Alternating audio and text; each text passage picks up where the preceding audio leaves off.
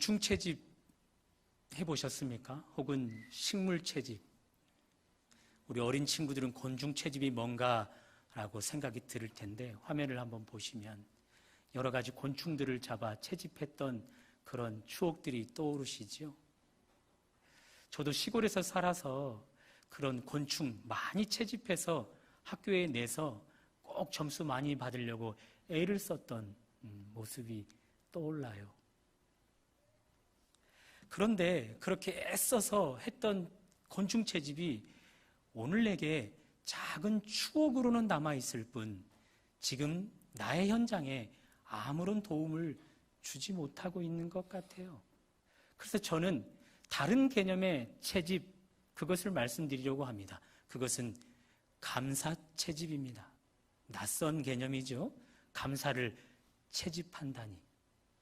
오늘 설교 제목처럼 여러분과 제가 곤충을, 식물을 채집하듯 감사를 채집하기 시작할 때 기적이 일어나게 될 것입니다. 사모하는 여러분들에게 오늘 말씀을 통해 그런 은혜가 있으시기를 주님의 이름으로 축원합니다. 오늘 본문 19절에서 23절을 보면 바울과 실라가 고발 조치를 당했습니다.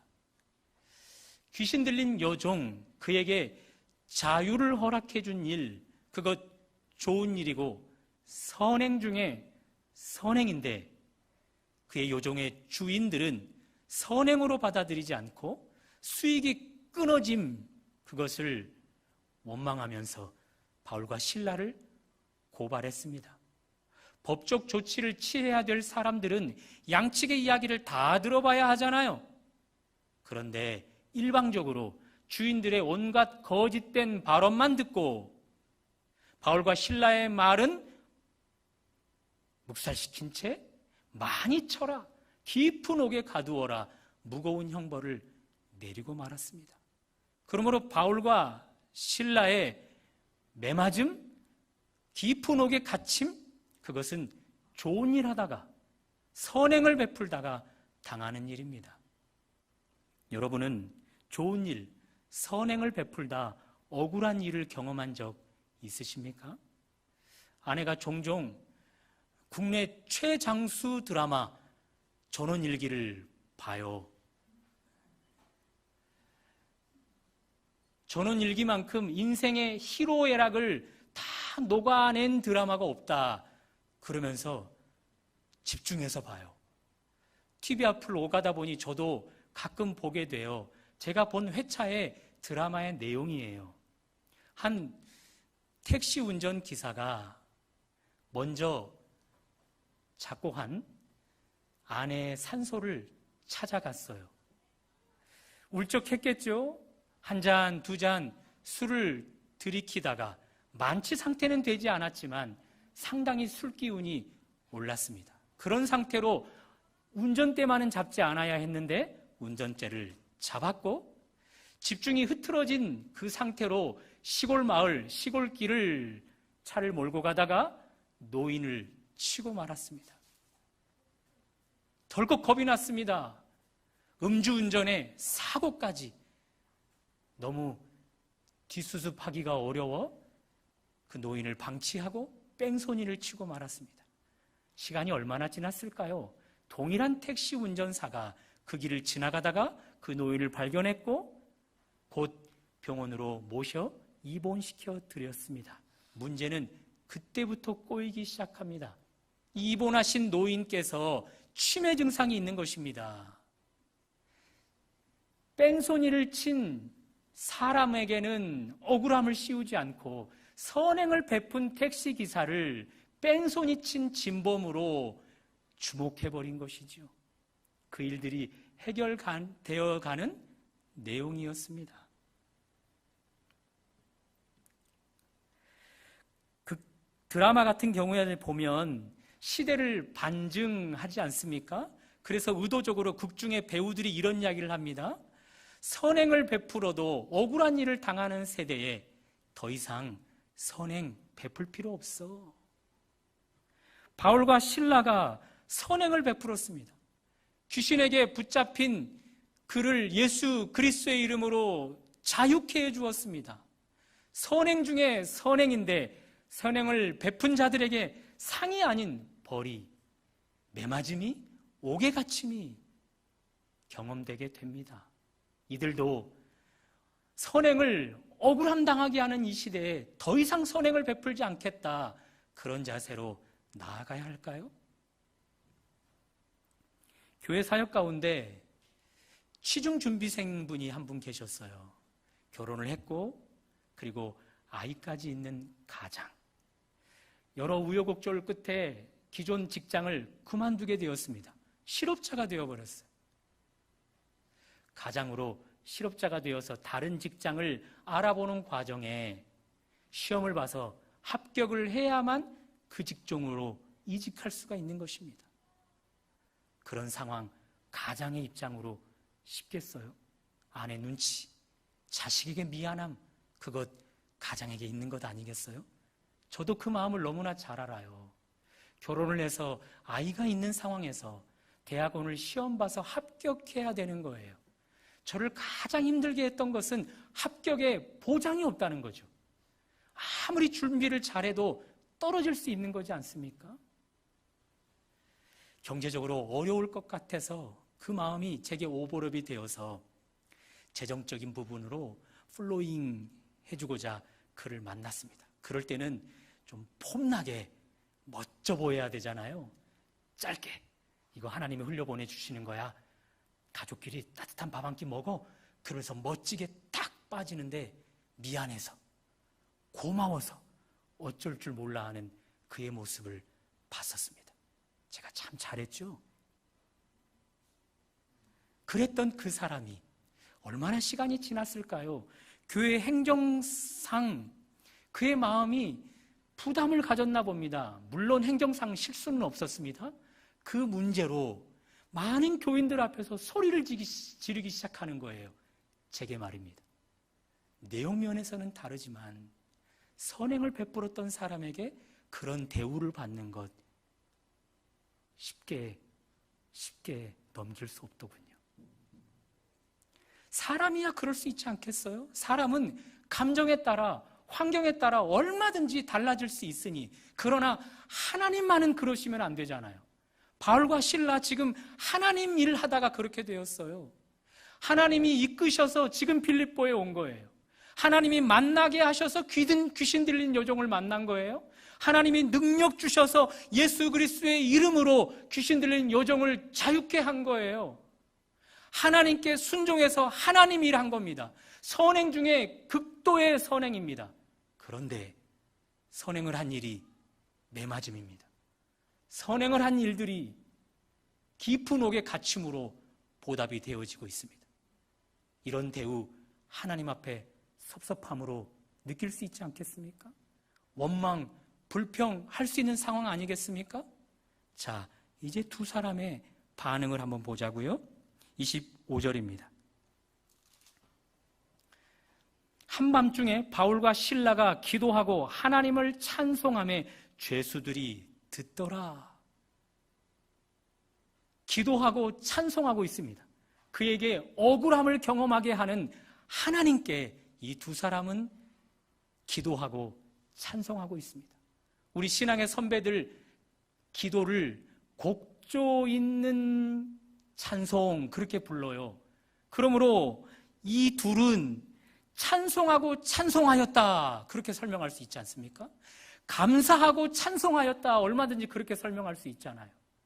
성경은 이 두 사람에게 여러분과 제가 눈여겨보기를 원하고 계십니다.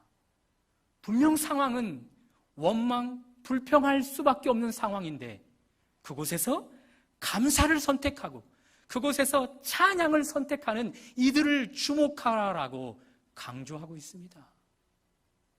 여러분과 제 앞에 동일한 원망, 불평할 수밖에 없는 환경이 펼쳐졌습니다.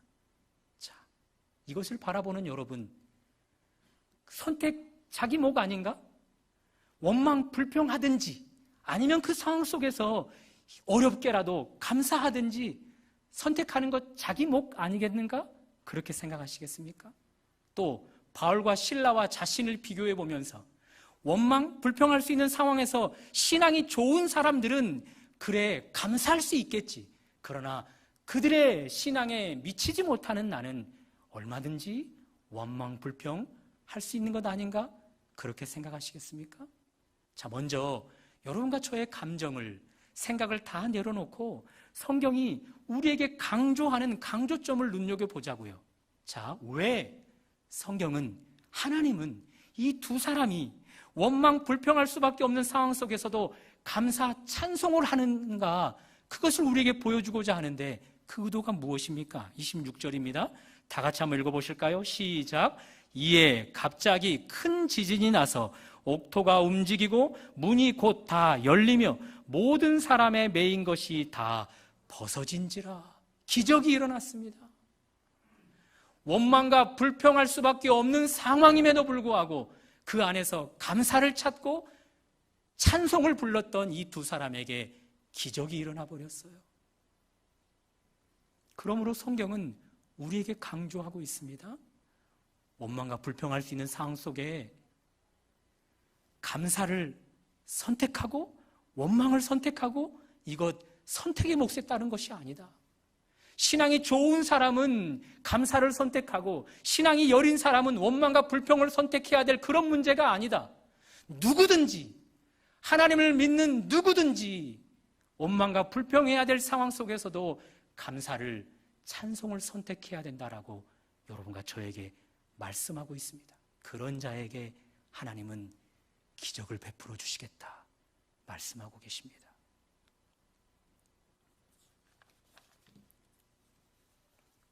그래서 오늘 설교 제목을 가로 열고 닫고 기적을 일으키는 감사, 그렇게 잡았던 것입니다.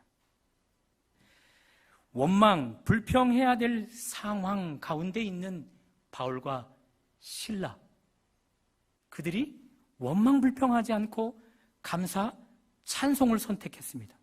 그 결과 기적이 일어났습니다. 여러분 아십니까? 이 기적 때문에 그 땅에 빌립보 교회가 세워졌습니다. 조금 시간이 지난 뒤 빌립보 교회 교인들이 바울이 경험했던 원망, 불평할 수밖에 없는 상황에 직면했습니다.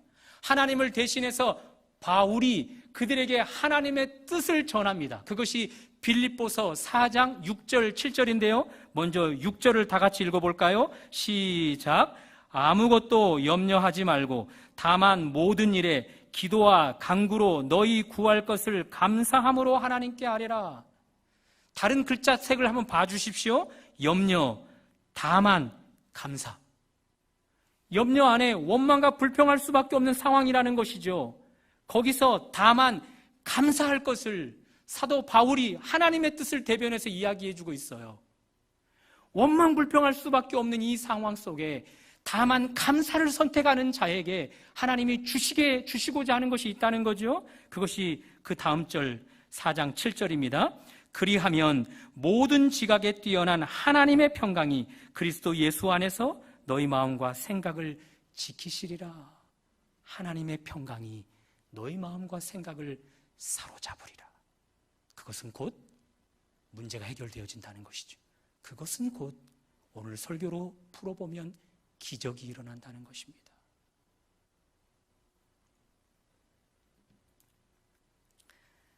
원망과 불평해야 될 상황 속에서 감사를 선택한 결과 놀라운 기적을 친히 경험한 바울은 그의 믿음의 후배들에게 그가 경험했던 삶의 방식을 전하고 있습니다. 너희들 원망과 불평할 수밖에 없는 상황 속에서 감사를 선택하라. 찬송을 선택하라. 기적을 경험할 것이다. 하나님의 평강이 너희를 붙잡아 주시는 것을 경험할 것이다. 선배의 말을 이 빌립보 교회 교인들 들었을까요? 못 들었을까요? 들었겠지요. 이제 여러분과 저의 차례입니다. 원망과 불평할 수밖에 없는 상황 속에 감사를 선택하여 기적을 경험한 믿음의 선배 사도 바울이 우리에게 해주는 이야기 듣고서 여러분도 감사를 선택하시겠습니까? 기적을 경험하시겠습니까? 그런 은혜가 있기를 주님의 이름으로 축원합니다. 그런 의미에서 오늘 설교 제목이 감사를 찾아내야 되는 거예요. 그래서 감사를 채집해내야 되는 거예요. 그 결과 우리의 삶에 기적이 뒤따른다는 것입니다. 채집이라는 단어를 이 책에서 저는 영감을 얻었습니다. 기쁨 채집이라는 책입니다. 유인경 작가를 아십니까? 조천읍 도서관 수필 에세이란에 꽂혀 있는 책이었어요.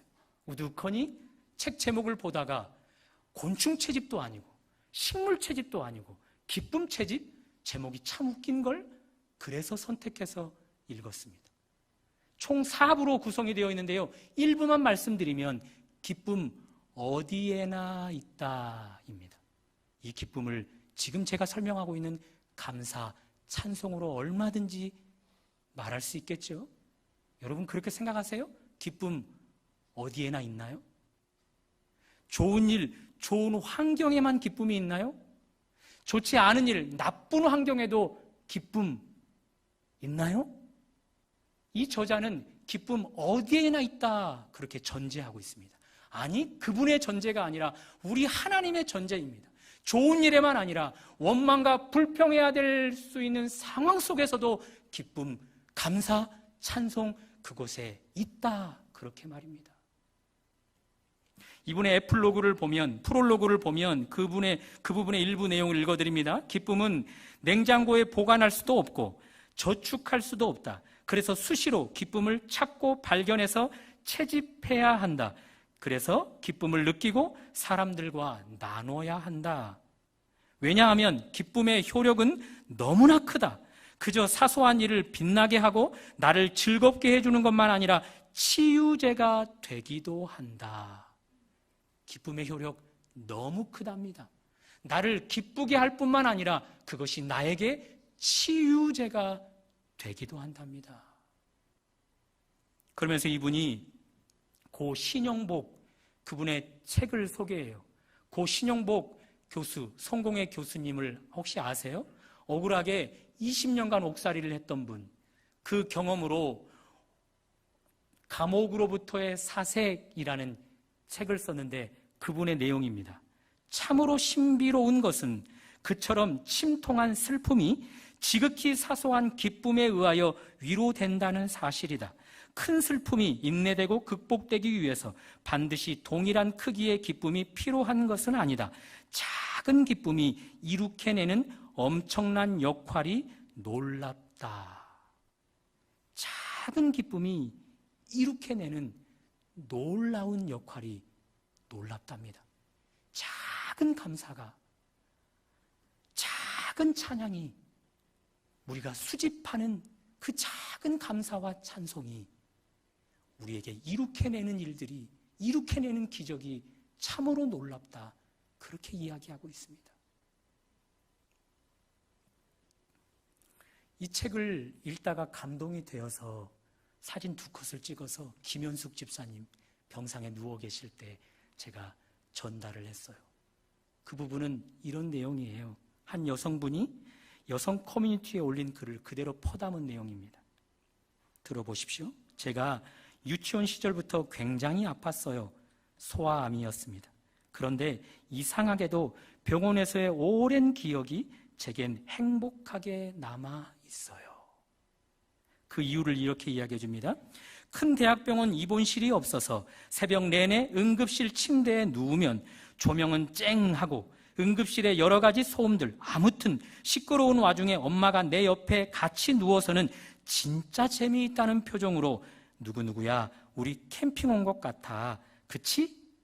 집에서만 자다가 이 시간에 안 자고 여기 있으니까 진짜 재미있다. 그치? 이러셨어요. 근데 엄마가 진짜 재미있다. 그치? 하는 말에 저도 덩달아 재미있었어요. 어린아이가 소아암, 원망 불평할 수밖에 없는 상황 속에서 엄마의 재미있다. 그치? 그 마술에 걸려 들어가고 있어요. 계속해서 이야기입니다. 입원하는 날에는 누구누구야 우리 병원 슈퍼에서 이것도 사 먹고 저것도 사 먹고 TV도 실컷 보자. 재미있겠다. 그치? 라고 하면서 웃으면서 짐 싸고 그랬던 것이 기억나요. 엄마의 재미있겠다 그치? 그 마술에 빠져서 그랬을까요? 병원에 있는 내내 개미도 잡고 식물 관찰도 하고 몸이 아팠던 건 분명하지만 병원에서 되게 재미있었어요.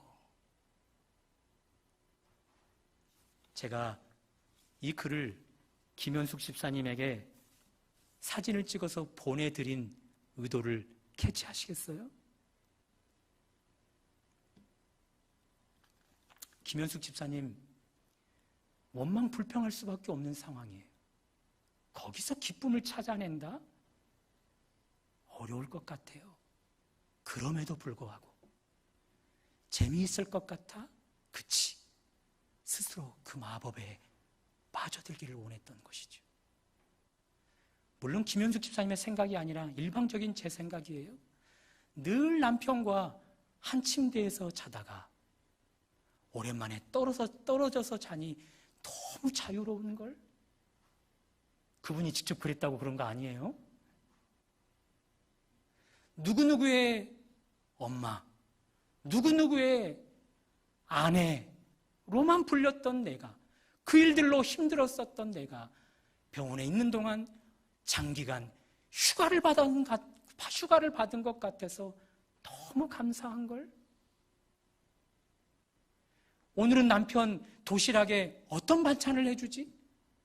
오늘은 점심 저녁의 메뉴를 어떤 반찬을 올리지? 늘 그것을 고심했던 나에게 때가 되면 맛있는 식단을 차려서 내게 대접해주는 이런 호텔 같은 곳에 있는 내가 너무나 감사한 걸? 나도 아프지만 나보다 훨씬 더 많이 아픈 사람, 나보다 훨씬 더 고통스러워하는 사람들이 저렇게 많은데 나는 저들에 비하면 감사한 것 아닌가? 나는 이 나이 먹어서야 아픈데 저렇게 어린 나이에 저렇게 힘든 질병이 걸린 아이들을 보면 지금까지 건강하게 살아온 것 감사한 일 아닌가? 내 이 바닥난 체력을 가지고도 받을 수 없는 항암 치료가 1차, 2차, 3차까지 진행되어지는 것, 이것 참으로 감사한 일 아닌가? 얼마든지 스스로 감사할 수 없는 상황 속에서 감사 채집을 해낼 수 있다는 거죠. 저는 믿습니다. 앞에서 소개한 그 어린아이 시절에 소아암 걸렸던 그분, 엄마의 재미있겠다, 그치? 그 마법에 스스로 사로잡혀서 그 소아암, 그 고통스러운 과정을 묵묵히 통과했고 지금은 건강한 모습으로 그때를 추억하며 회상할 수 있게 된 것, 그 마법 때문이라고. 동일하게 김현숙 집사님에게도 그런 은혜가 있을 것입니다. 원망, 불평만 나올 수밖에 없는 환경 속에서 재미있겠다, 그치? 감사를 찾고 찬양을 찾고 그 속에서 하나님 앞에 감사와 찬송을 올려드리면 그 힘이 지금 그분의 고통의 과정들을 극복하게 할 것임을, 그리고 시간이 더 훗날 동일하게 누군가가 똑같은 상황 속에서 원망 불평할 수밖에 없는 상황에 처했을 때 사도 바울처럼 너희들 그 상황 속에서도 감사를 선택해야 돼. 그렇게 삶의 방식을 간증할 것을 믿습니다. 이 일들이 여러분과 저의 기도로 더 하루빨리 이루어지기를 주님의 이름으로 축원합니다. 바울과 실라, 이들 원망 불평할 수밖에 없는 상황입니다. 그 상황 속에서 감사를 드렸대요. 찬송을 드렸대요. 스스로를 어떻게 마법에 걸리게 했을까요? 이제 여러분도 해보시면 좋을 것 같아요. 제가 먼저 한번 운을 띄워볼게요. 늘 누디아에게, 나뿐만 아니라 전도팀 다수가 그에게 식, 주를 대접받느라 마음도 미안하고 어려운 마음이 있었는데 그곳에서 나와 공짜 숙박, 공짜 숙식을 감옥에서 제공받으니 너무 감사한 걸. 자, 이제 여러분이 바울과 실라가 한번 되어서 한번 이야기해 보십시오. 감사를 한번 찾아보십시오. 한번 해보시겠습니다. 분 계십니까? 제가 먼저 또 하나 운을 띄우겠습니다. 여기저기 맞아서 터지고 깨지고 찢어지고 멍이 들었는데 그럼에도 불구하고 내 입이 무기인데 입만큼은 온전해서 입으로 여전히 복음을 증거할 수 있다는 것 얼마나 감사한 일인가. 여러분이 한번 찾아보시라니까요. 바울과 실라가 되셔서 그 속에서 한번 감사를 찾아보시라고요. 그렇지 않아도 복음이 증거되어야 할 이 땅에 내게 복음을 들을 자들이 없었는데 하나님이 옥에 딱 가두어 놓고 내 복음을 들을 수밖에 없는 환경으로 나를 이끌어 주셨구나. 얼마나 감사한가. 여러분들이 한번 해보시라고요. 예수님의 고난에, 십자가의 고난에 비하면 턱없이 더 부족한 고난이지만 나도 이런 고난을 받으며 예수의 고난에 작게나마 동참할 수 있는 것 너무나 감사하구나. 얼마든지 원망 불평할 수 있는 상황 속에서 감사를 선택할 수 있습니다. 찬양을 선택할 수 있습니다. 그때입니다. 그때 하나님께서 지진을 일으키셔서 옥문을 열어 제치시고 그들의 채웠던 모든 것들을 풀어 그들에게 기적을 베풀어 주십니다. 결코 어려운 것이 아닙니다. 원망과 불평할 수 있는 상황 속에서도 감사 채집하는 일, 찬송을 채집하는 일 결코 어려운 일이 아닙니다. 여러분과 제가 그 감사를 채집해서 그 뒤따르는 기적을 체험하는 주인공 되시기를 주님의 이름으로 축원합니다. 설교를 정리해 보려고 합니다. 물은 답을 알고 있다라는 책입니다. 에모토 마사루 한 분의 의사, 그분이 책을 썼는데요. 물 분야만큼은 독보적인 존재입니다. 그분이 두 컵에다가 동일한 물을 넣었습니다. 각각. 한 물에다가는 저주의 말, 부정적인 말을 쏟아냈고 한 물에는 긍정의 말, 축복의 말을 쏟아냈습니다. 어떤 결과가 나타났을까요? 네, 여러분과 제가 미리 예측하는 것처럼 축복과 긍정의 말을 해준 말이 훨씬 더 물 결정체가 예쁘고 부정의 말, 저주의 말을 쏟아냈던 물이 훨씬 더 빨리 부패했다는 것이죠. 다음 세 사진을 연달아 보시겠습니까? 사랑, 감사, 망할 놈 두 컵에 동일하게 실험을 했더니 사랑, 감사의 표현을 들었던 물의 결정체는 저렇게 아름답습니다. 다음 컷입니다. 고맙습니다. 언어로 표현을 했고 한쪽은 짜증나네, 죽여버릴 거야 라는 부정의 말을 선포했습니다. 그랬더니 결과는 이렇게 극렬하게 다른 결과가 나타납니다. 다음 컷입니다. 기도한 후입니다. 원망과 불평이 쌓였던 상황 속에서 기도한 후에 그의 마음 상태의 결정체입니다. 기도하기 전에 마음 결정체입니다. 딱 거북이 등딱지처럼 생겼습니다. 이 저자가 의미심장한 말을 해줍니다. 잘 들어보십시오. 물을 비롯해 모든 생명체는 우리가 하는 말에 따라 반응을 보이는데 항상 불평과 짜증과 한탄과 저주를 하면 우리 신체도 마음도 심지어 운명까지 그렇게 따르게 된다. 원망, 불평할 수밖에 없는 상황이기에 감정이 가는 대로, 생각이 가는 대로 끌려서 원망, 불평, 짜증을 내면 내 신체도 감정도 운명까지도 그렇게 결정지어져 버린답니다. 과학적인 근거를 가지고 이분이 그렇게 이야기합니다. 반대로 어쩔 수 없이 원망, 불평할 수밖에 없지만 거기서 감사를 찾아내어 감사를 채집하면, 거기서 찬양을 찾아내어 찬양을 채집하면 내 신체도 내 마음도 내 운명도 그렇게 기적으로 결정지어진다는 것이죠.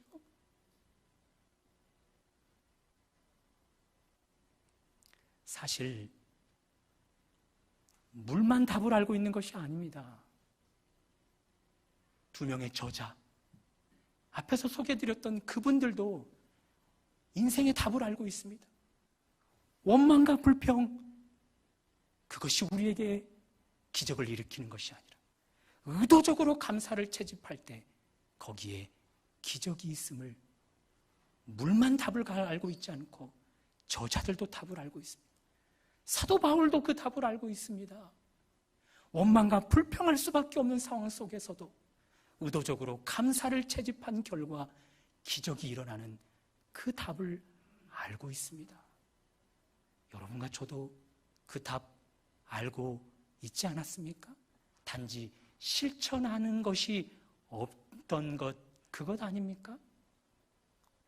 오늘 답을 새롭게 알게 된 우리라면, 그리고 미처 알았는데 그 답대로 실천하지 못했다면 오늘 한번 용기를 내어 실천해 보면 어떨까요? 원망, 불평할 수밖에 없는 상황 속에서 감사를 채집하고 찬양을 채집하는 것입니다. 그때부터입니다.